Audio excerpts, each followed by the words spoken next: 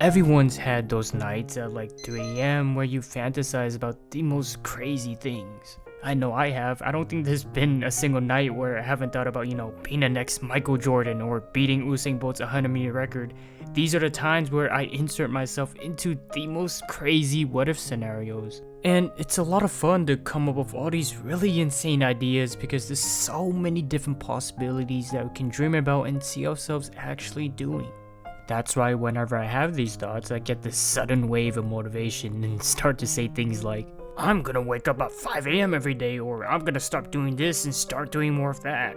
Then I start to plan out every single detail of how my day, month, and year is going to look like. Then I start to think about what I could do differently, what new hobbies I can start, new ambitions, and at this point I have so many things I want to do, there's really no excuses for me not to do at least one of them tomorrow. But somehow I still manage to say all of this, only to snooze my alarm the next morning and throw away all that excitement I had the previous night about pursuing those crazy dreams and never actually doing anything. Then this cycle continues and that window to actually make those crazy ideas happen closes up completely. But what if you didn't do that?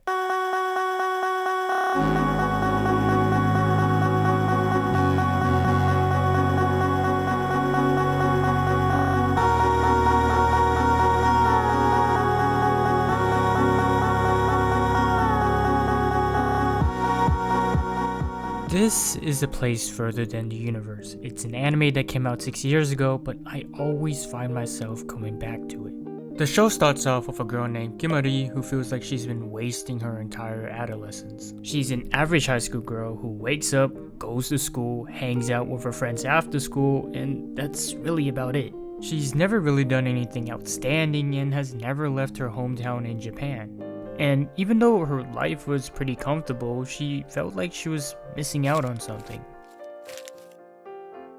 And this is pretty much what it was like for me too. When I was in high school, it was impossible to distinguish the days. Not only did I have the same stagnant routine, everyone around me also had that same routine. And since my surroundings never changed, I never had the drive to do anything different either. I had a routine, and routines are really comfortable. And it was especially comfortable since I shared that routine with hundreds of people. It's nice to have that feeling of reassurance about never falling behind since everyone's doing the same things too. There's no surprises, no changes, just me going through the same motions every single day. And even when I get that sudden urge to do something about it and change that, I start piling a whole bunch of excuses to prolong it the following day. Then that day becomes a month, a year, 2 years, and then eventually I lose all ambition to actually pursue it, and that's when it becomes too late.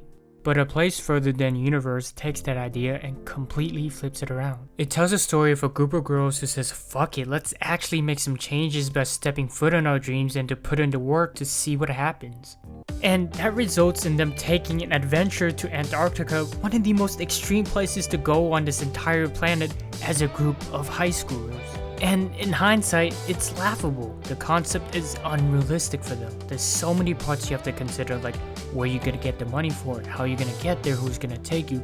It's all unrealistic. Yet, it's been a dream for one of our characters, Shirase, to take an expedition to Antarctica in hopes of finding her mother who went missing on her last expedition. And because of how crazy this idea sounds, her classmates and most of the people around her just laugh, never believing that she would ever come close to that dream because, just like them, she's just an ordinary high school girl. No one special. It's like everyone was telling her that she had no right on going on this crazy adventure because she was supposed to be like them. They all grew up in the same place, did the same things, and had the same routine, so she's not allowed to do anything outside of that.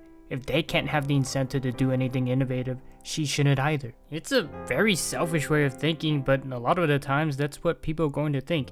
So it's really up to you to say, fuck it, I'm gonna do it anyways, and that's what makes Shirase so inspiring. To still pursue something while other people think you're crazy, that takes a lot of self-desire and confidence to do that. And it's not like she suddenly got what she wanted right away. She's had this dream for a very long time, and she failed, she struggled, but there wasn't one day that went by where she wasn't trying. Even though she was surrounded by people who kept telling her that there was no way for her to go on this journey to Antarctica, she was going to find a way. And if we take a step back and look at this, there are two ways that you can interpret that. You're crazy, or I want to do that too. And we get to see what that second side can look like. You have people like Kimari who's getting inspired to go on this crazy journey because it's always been her dream to live her teenage life to the fullest extent. Hinata wants to go because she dreams of experiencing an entirely different world with no ties to her life in Japan. Yuzuki wants to go because she's never really gotten to experience what having friends was like. And what better way is there than to go on an entire expedition with a group of girls to Antarctica to figure that out? Everyone in this cast has their own reason as to why they want to go on this grand expedition. They all have their own dreams, but it was Shirase that took that first initiative and sparked that drive for everyone else. Being able to watch a group of people going on the same journey, and instead of dreaming about what they want, getting to actually live in it. And that's what makes this show so meaningful. And the ending is up there with Code Geass as one of the greatest of all time. Being able to see Kimari's friend Megumi, who was once on that other side, saying, "You're fucking crazy, you're out of your mind," to her taking her own journey and going to the Arctic by herself. And I think that was the greatest way to end off a series just like this. Everyone's had something they've always wanted to do. But most of us spend more time thinking about how we're going to accomplish these things and what it would be like at the end goal, rather than actually starting them. And at least for me, it felt like I was living more in my fantasy thoughts than the actual present.